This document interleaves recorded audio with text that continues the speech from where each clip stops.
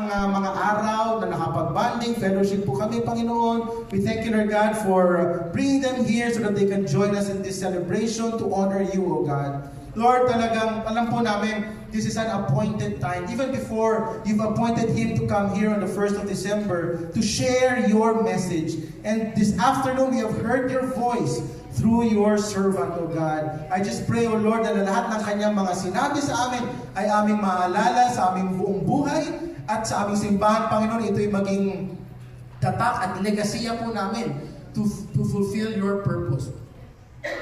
Lord, I pray that you bless Pastor Manuel with all the blessings and favor, O God. And I pray, O God, na you strengthen him and give him good health always and long life. At alam niyo rin po, Panginoon, yung nasa sa puso niya. Lord, bless him, O God. And even as I go home to the Philippines, Lord God, Lord, I pray na mabaon niya po, Lord God, lahat ng mga karanasan niya dito masasaya. And Lord God, I pray that He will truly inspire many more people, Lord God. May advance your gospel even to the ends, not only the Middle East, Lord God. Ito'y magiging una sa maraming pagkakataon na makakalabas po siya ng bansa to extend your kingdom, O God. Lord, bless him and his family. Bless Eljor Santa Mesa.